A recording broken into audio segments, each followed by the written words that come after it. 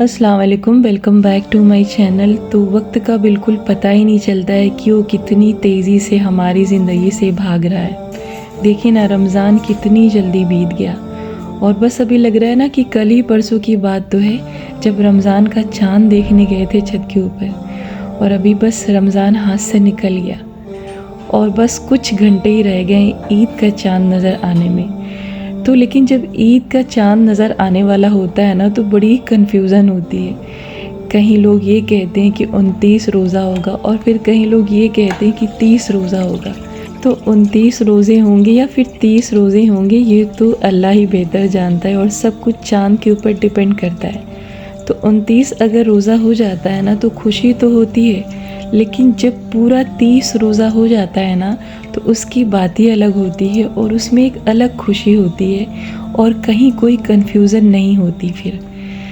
तो बस अल्लाह से यही दुआ है कि पूरे 30 रोज़े नसीब करे हम सभी को और फिर ईद के प्यारे से चाँद का दीदार हो और फिर हम सभी लोग ईद को खुशी खुशी मनाएं। लेकिन हम में से बहुत सारे लोग ऐसे भी होंगे जिनकी ईद इस बार अधूरी सी लगेगी और उनमें से मैं भी एक हूँ।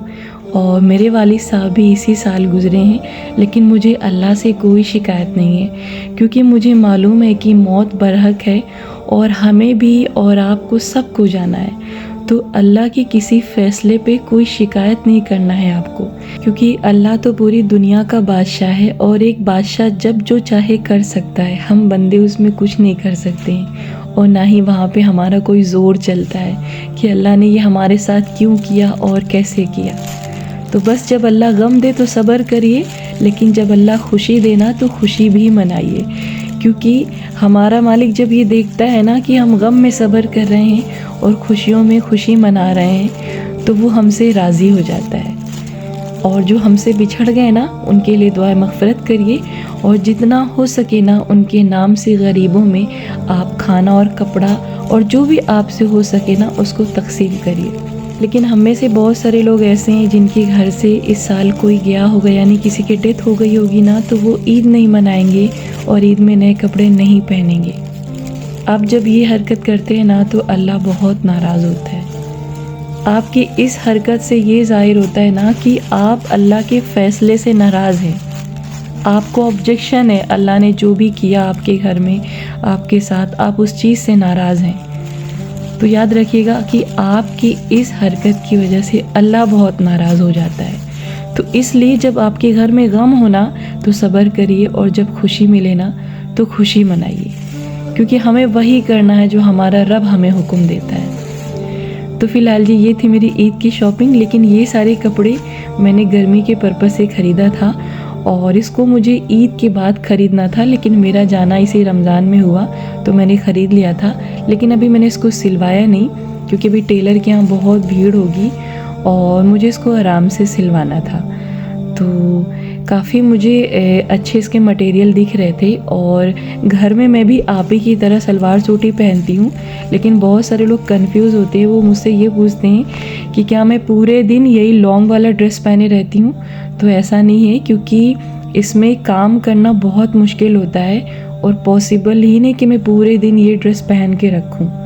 तो जब मैं वीडियो बनाती हूँ उसी वक्त मैं ये ड्रेस पहनती हूँ, अदरवाइज़ आपकी तरह मैं भी घर में नॉर्मल कपड़े ही पहनती हूँ और घर में जितना नॉर्मल कपड़ा पहना जाए ना उतना ही सुकून मिलता है। तो ये है वाइट कलर की बेडशीट और इसको मैंने ऑनलाइन मंगवाया है और ईद के लिए मैंने मंगवाया है और इसके पहले भी मैं मंगवा चुकी थी और मुझे इसका मटेरियल बहुत पसंद आया और वाइट कलर मेरा फेवरेट है और मैं हमेशा यही कोशिश करती हूँ कि मेरी बेडशीट वाइट कलर की हो।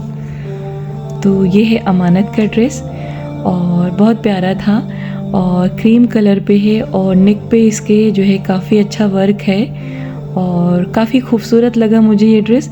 लेकिन जैसे जैसे बच्चे बड़े होते हैं ना उनकी पसंद आपकी पसंद से थोड़ा सा अलग हो जाती है। तो अभी अमानत भी थोड़ा सा नखरे करती हैं और उनको बहुत मुश्किल से ये ड्रेस पसंद आया था, लेकिन मुझे बहुत अच्छा लग रहा था।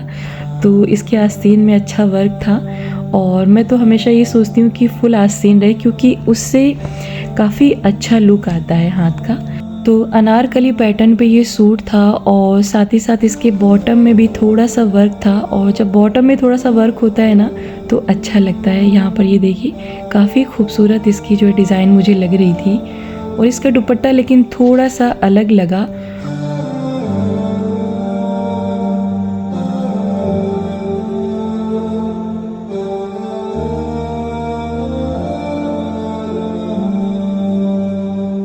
और इसका मटेरियल थोड़ा चंदेरी पे था, ये दुपट्टे का मटेरियल, और कपड़ा भी पूरा चंदेरी ही था और नीचे से लाइनिंग है। और इसका वर्क गले का काफ़ी ज़्यादा मुझे पसंद आया और कलर भी काफ़ी ज़्यादा अच्छा है कपड़े का।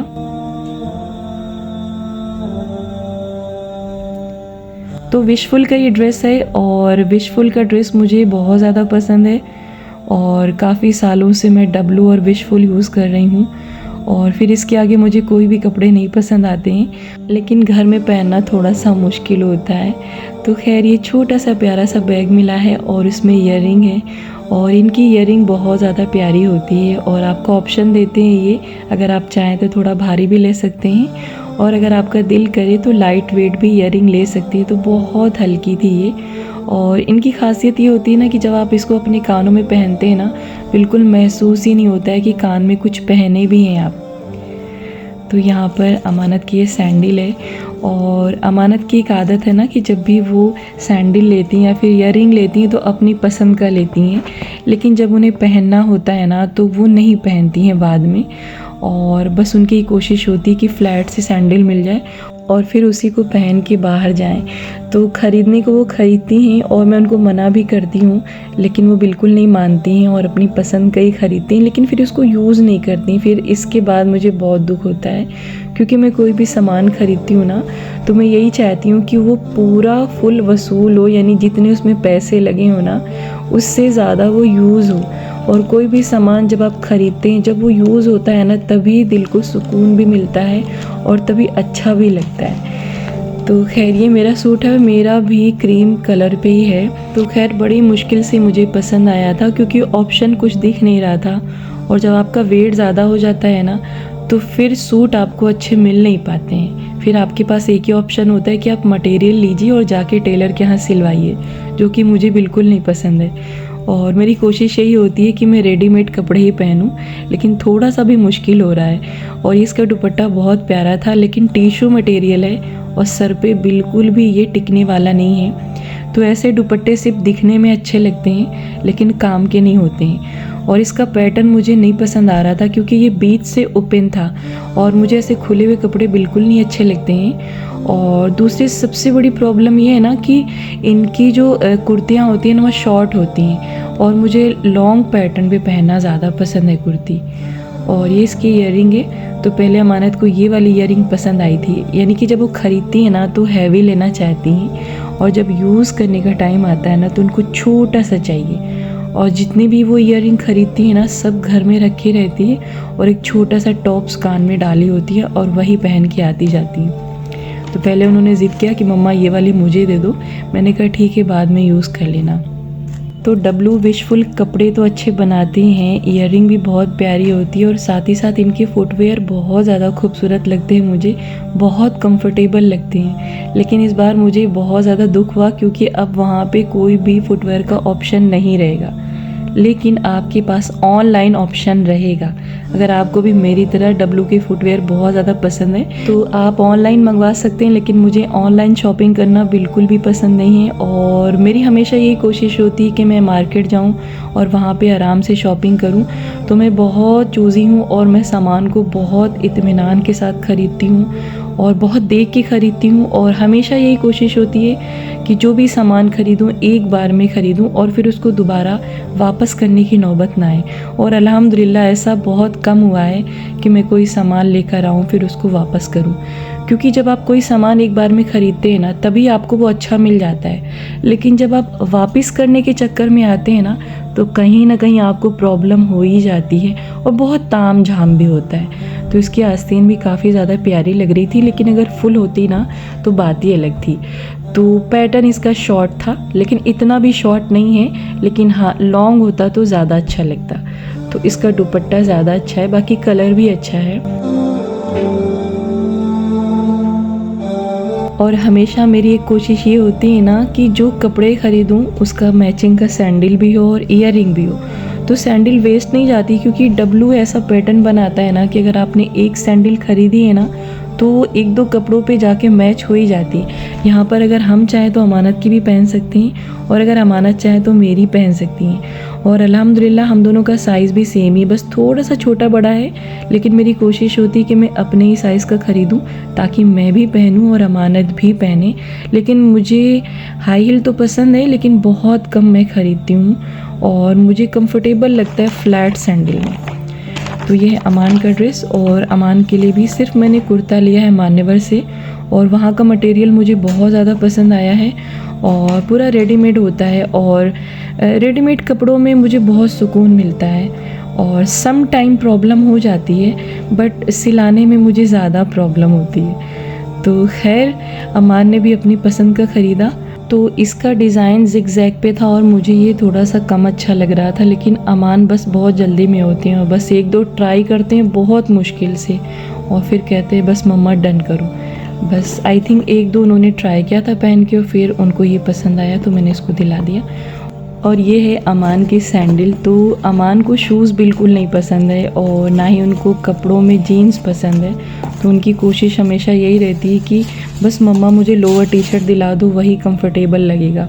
और कोई भी प्रोग्राम हो, कोई भी फंक्शन हो, बस उनको लोअर टी शर्ट चाहिए, और जीन्स बहुत मुश्किल से वो पहनते हैं। और ये ना बहुत बड़ी साइज़ में थी, उनको 10 नंबर लगती है। तो खैर जब तक बच्चे छोटे होते हैं आपकी पूरी मर्ज़ी उनके ऊपर चलती है, लेकिन जैसे जैसे वो बड़े होते हैं ना अपनी मर्ज़ी भी सामने रखते हैं। लेकिन अगर कोई सामान मैं ख़रीदती हूँ ना तो मेरी कोशिश यही होती है कि सामान अच्छा हो, और बच्चों की पसंद तो रखती हूँ लेकिन इतना भी नहीं रखती हूँ कि सब कुछ उनके ही मर्ज़ी का हो जाए, क्योंकि वक्ती तौर पे तो वो ख़रीदवा लेते हैं सामान लेकिन फिर बाद में यूज़ नहीं करते हैं। तो सामान जो अच्छा हो ना आपको वही ख़रीदना चाहिए, और बच्चों की पसंद देखनी चाहिए लेकिन आपको फ़ाइनल करना चाहिए।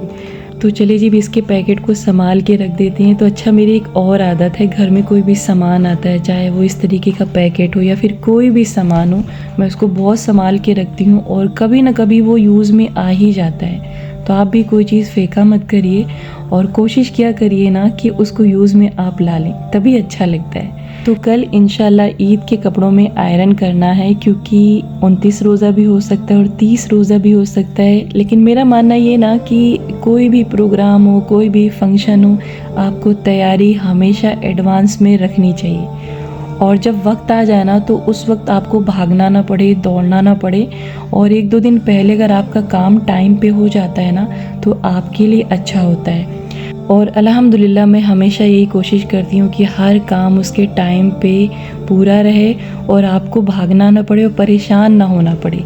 क्योंकि मैंने देखा है ना कि अक्सर जब इस तरीके का कोई मौका होता है ना तो लोग ऐसे कपड़े लेके आयरन कर रहे होते हैं। मुझे तो डर लगा रहता है कि कहीं जल्दी जल्दी में वो जल ना जाए। तो खैर जी, ये दोनों ना सिमिलर लग रहे थे मुझे, थोड़ा सा 19-20 का था फ़र्क। और जब मैं इसको ख़रीद रही थी काफ़ी देर तक मैं कंफ्यूज थी कि मैं एक कलर इसमें से हटा दूँ। हालांकि आपको लग रहा होगा थोड़ा सा फ़र्क, लेकिन सामने से सिमिलर ही दिख रहा था। तो लेकिन फिर बाद में कोई ऑप्शन नज़र नहीं आया तो मैंने इसको ले लिया। तो खैर ये सारे कपड़े तो उठा लाए, लेकिन अभी बहुत मुश्किल हो रहा है मेरे लिए टेलर के पास जाना, और तकरीबन 1 हफ्ते तो हो गए लेकिन अब तक मैं इसको नहीं ले जा पाई और पता नहीं कब लेके जाऊंगी, क्योंकि मुझे वाकई टेलर के यहाँ जाना बिल्कुल अच्छा नहीं लगता है। और बस यही लगता है कि रेडीमेड कपड़े हों और उसको जो है तुरंत ख़रीदो और पहन लो जब चाहो। लेकिन उसमें थोड़ा सा मुश्किल ही होता है ना कि वो शलवार नहीं देते हैं, और मुझे घर में शलवार ही पहनना पसंद है। और ख़ासकर नमाज के टाइम ना उठने बैठने में बहुत ज़्यादा इजी होता है, लेकिन अगर आप शलवार के बजाय कुछ और पहने ना तो उसमें बहुत मुश्किल होता है, आपके पैर भी खुल जाते हैं। तो कोशिश आपको यही करनी चाहिए कि कंफर्टेबल सा शलवार सिलाइए और आस्तीन अपने कपड़ों की फुल रखिए, क्योंकि नमाज में हाथ का बंद होना भी कंपलसरी होता है। बहुत सारे लोग होते हैं वो नमाज़ पढ़ते रहते हैं, उनका दुपट्टा बारीक होता है, उनकी आस्तीन भी हाफ होती है, उनके नीचे से पैर भी खुले होते हैं। तो प्लीज़ इन सारी चीज़ों का ख्याल रखिए, क्योंकि नमाज में इनका बंद होना ज़रूरी है।